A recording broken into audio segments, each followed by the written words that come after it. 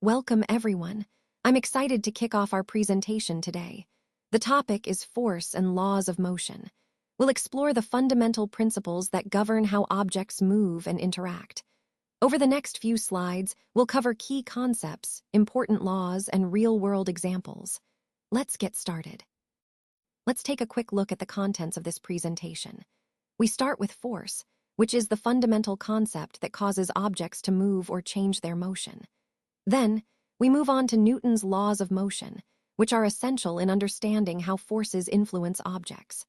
Next, we'll discuss the difference between balanced and unbalanced forces, highlighting how they determine whether an object stays still or accelerates. After that, we explore the force of friction, which opposes motion and plays a key role in everyday experiences. We will also look at Galileo's experiment on the motion of an object on an inclined plane, a crucial historical experiment that helped shape our understanding of motion. Then, we'll cover Newton's second law of motion, which relates force, mass, and acceleration. This is a cornerstone in physics. Moving forward, we'll discuss inertia and mass, emphasizing how mass affects an object's resistance to changes in motion. We'll also examine momentum of a body, focusing on how motion is quantified and conserved. Following that, we'll explore Newton's third law of motion, which states that every action has an equal and opposite reaction. This idea is everywhere in physics. We'll see examples of action and reaction to bring that concept to life. Finally, we'll discuss the conservation of momentum, illustrating how momentum stays constant in isolated systems.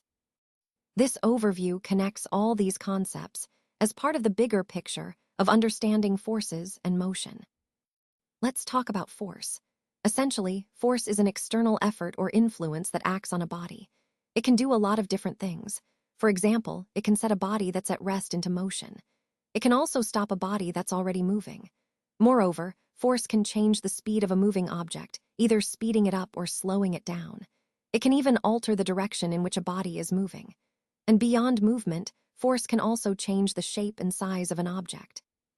So, in the context of mechanics, understanding force is fundamental because it explains how and why objects move or change their state. It's the key to analyzing how systems respond when external influences are applied. This concept ties directly into the overall theme of how forces govern motion and structural behavior. Let's take a closer look at the effects of force. First, force has the power to move a body at rest. So, if an object isn't moving, applying force can set it in motion. Next, force can also change the direction of a moving body. For example, when you turn a steering wheel, you're changing the direction of the car using force. Force isn't just about starting or changing movement, it can also stop a moving object. Think of catching a ball. Your hand applies force to bring the ball to a stop. Additionally, force can alter the shape and size of a body. That's why when you squeeze a sponge, you're applying force that changes its shape. Lastly, force can change the speed of a moving object. If you push a swing harder, it moves faster. If you push gently, it slows down. All these effects highlight how versatile and powerful force is, and understanding these helps us grasp the fundamental principles of motion and mechanics. Let's take a closer look at forces acting on a body.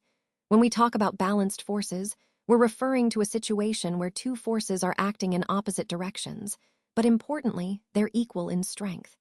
In this case, the combined effect, or the resultant force, is zero. This is why balanced forces don't cause any change in the body's state. They don't make it start moving or stop moving if it's already at rest. Now contrast that with unbalanced forces. Here, two forces also act in opposite directions, but one is stronger than the other. Because of this imbalance, the resultant force isn't zero, meaning the forces don't cancel out completely. This has a crucial effect.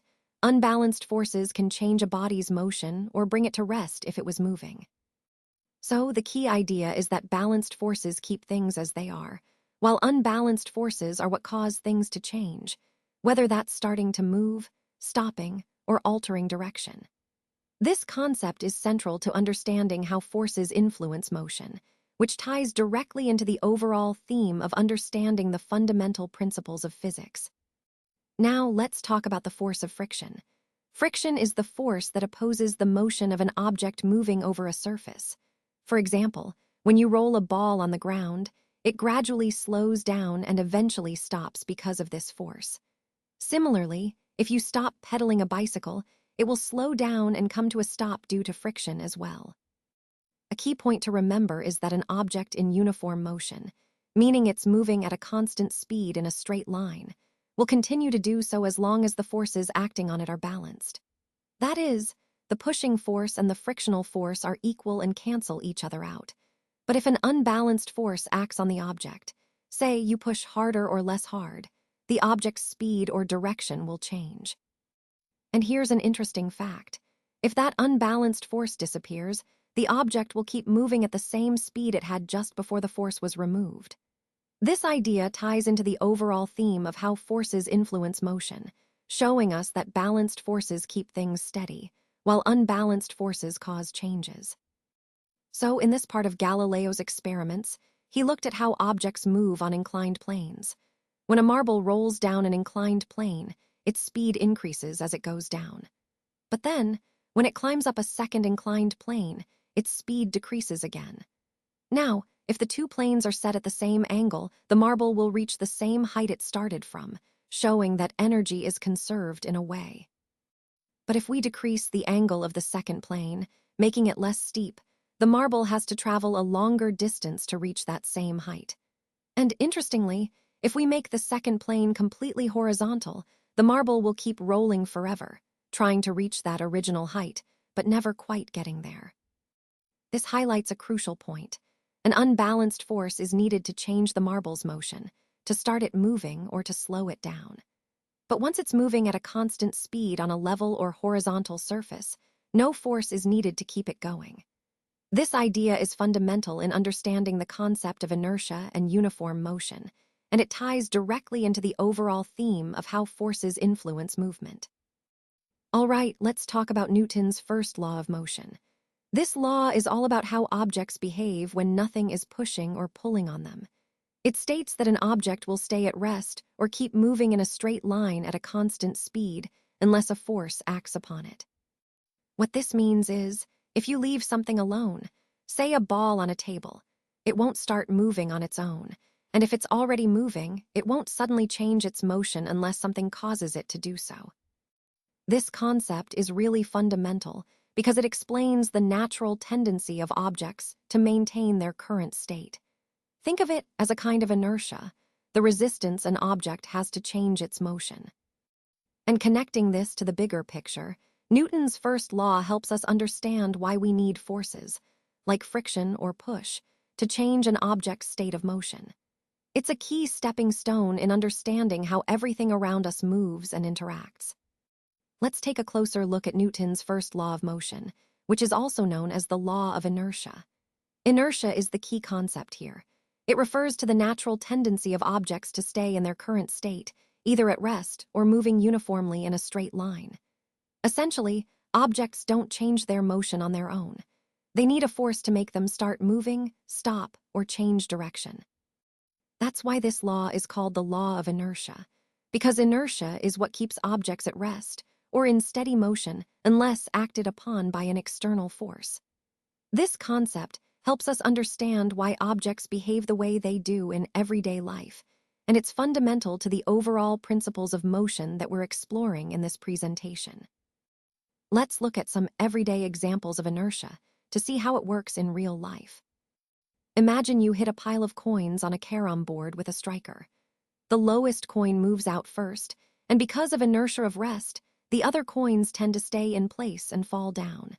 This shows how objects at rest resist changes in their state. Now think about traveling in a car. If the driver suddenly applies the brakes, what happens?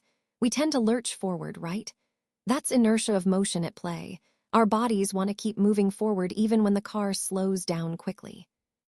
Here's another example. If you place a coin on a playing card over a tumbler and flick the card with your finger, the coin drops into the tumbler. That's inertia of rest. The coin wants to stay at rest. So when the card moves suddenly, the coin falls straight down due to gravity.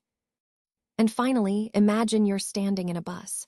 When it suddenly starts moving, What do you feel? You tend to fall backward. That's because your feet in contact with the floor move forward with the bus, but your upper body initially wants to stay at rest. So there's a moment of imbalance caused by inertia.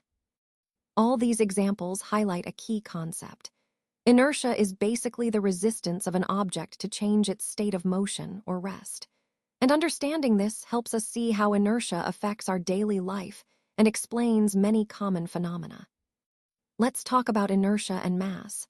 So, you see, a body at rest will stay at rest, and a body in motion will keep moving in the same way unless something forces it to change. This property is called inertia. Essentially, inertia is the resistance a body has to change its state, whether that's starting to move or stopping. Now, the important part is how we measure this inertia. It's not just an abstract idea, it's related to the force needed to change the body's state. The more massive an object is, the more force is required to make it accelerate or decelerate. That's why heavier objects need more effort to change their motion compared to lighter ones. And this brings us to a key point. The mass of a body is actually a measure of its inertia. The greater the mass, the greater the inertia, and the harder it is to change the motion. So, in the context of our overall theme, understanding inertia and mass helps us see why some objects are easier or harder to move, and why force plays such a crucial role in motion. Let's talk about the momentum of a body. Essentially, momentum is the product of its mass and its velocity. You can think of it as how much motion a body has, depending on how heavy it is and how fast it's moving. Mathematically, it's expressed as momentum equals mass times velocity, or P equals m times v. Now, in terms of symbols, P represents momentum, m is the mass, and v is the velocity.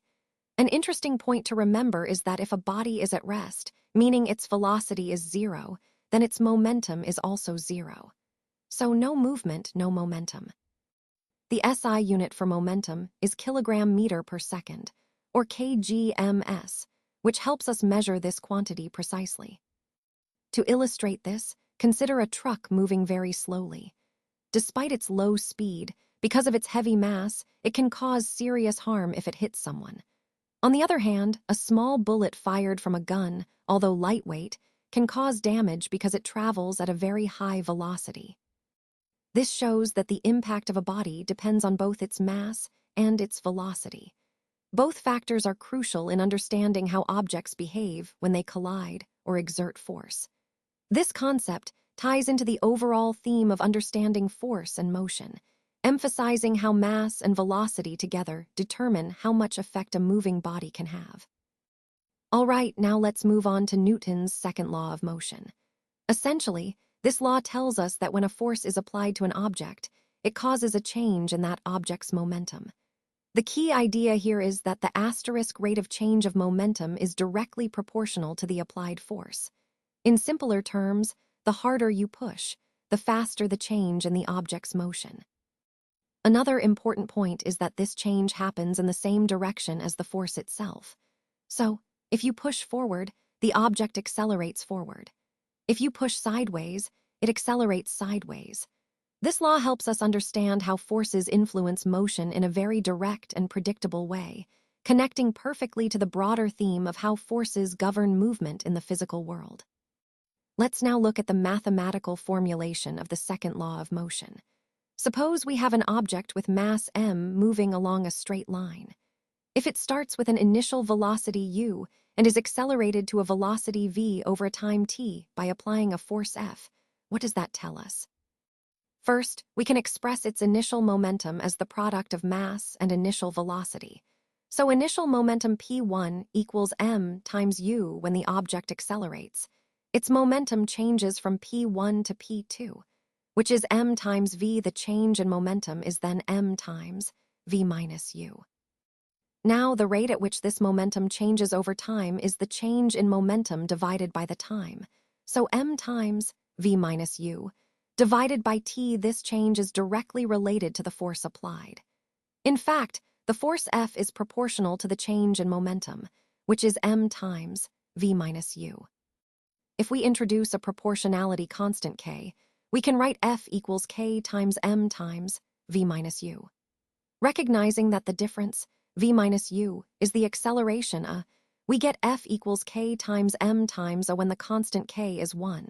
This simplifies neatly to F equals m times which is the familiar form of Newton's second law.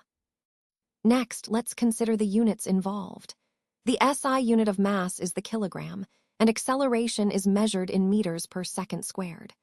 Therefore, the unit of force becomes kilogram meter per second squared, which is called a Newton, symbolized as N.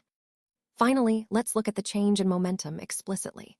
The final momentum P2 is m times v, and the initial momentum P1 is m times u. The change in momentum, then, is P2 minus P1, which simplifies to m times v minus u. This captures the essence of how force relates to the change in an object's momentum over time, tying everything back to the core concept of the second law. Let's take a closer look at Newton's third law of motion. It states that for every action, there is an equal and opposite reaction. This means that whenever one object exerts a force on a second object, the second object exerts a force back on the first. An important point here is that these forces are always paired and act on two different bodies. This concept is fundamental because it helps us understand how forces work in pairs, whether it's a rocket pushing against the exhaust gases or you pushing against the ground when you walk.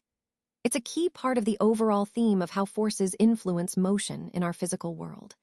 Recognizing these action-reaction pairs allows us to analyze and predict the behavior of objects in various situations. Let's look at how we can prove that action and reaction are equal and opposite. To do this, we use two spring balances, labeled A and B, connected together. We fix spring balance B to a rigid support so it doesn't move. When I pull on the free end of spring balance A, both balances show the same reading.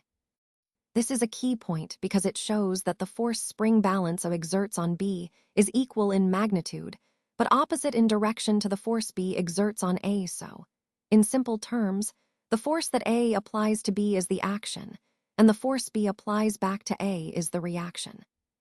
This experiment visually confirms Newton's third law, that for every action, there's an equal and opposite reaction. It's a fundamental concept that helps us understand how forces work in pairs, reinforcing the overall theme of force interactions in our presentation. Let's look at some real-world examples of action and reaction. When a bullet is fired from a gun, the gun exerts a forward force on the bullet. That's the action. In turn, the bullet pushes back with an equal and opposite force on the gun, which is why the gun recoils. Similarly, think about an air-filled balloon. When you release it, the air rushing out exerts a force in one direction. That's the action. The balloon reacts with an equal and opposite force, causing it to move upward. Now imagine a sailor jumping out of a boat. His push backward on the boat is the action, and the boat responds with an equal and opposite force, pushing the sailor forward. That's why he jumps ahead of the boat. And finally, consider a rocket launch. The burning gases expelled out of the rocket exert an upward force, the action. The rocket reacts with an equal and opposite force, which propels it upward into space. These examples all demonstrate the core idea that every action has an equal and opposite reaction, which is fundamental to understanding how forces work in the real world. Let's talk about the conservation of momentum. The key idea here is that, in a collision, the total momentum of two objects remains the same before and after they collide, as long as no unbalanced forces are acting on them. This is a fundamental principle and helps us understand how objects interact dynamically. Now imagine two balls, A and B, with masses ma and mb, moving along a straight line. They have initial velocities UA and UB. If UA is greater than UB, then these two balls will eventually collide. During the collision, each ball exerts a force on the other ball exerts force Fab on ball B, and ball B exerts force FBA on ball A. After the collision, their velocities change to VA and VB, respectively. The important part to note is how their momenta change. Before the collision, ball A's momentum is ma times UA, and after, it's ma times VA. Similarly for ball B, it's MB times initially, then MB times afterwards. This entire process highlights how momentum is conserved. The total momentum before collision, which is the sum of these two momenta, equals the total momentum after. This principle is central to understanding how energy and forces transfer during collisions, tying back to the overall theme of physics principles governing motion. Now, let's look at how the momentum of each ball changes during a collision. The change in momentum of ball A is given by its mass times its final velocity minus its initial velocity, which is ma VA minus ma UA.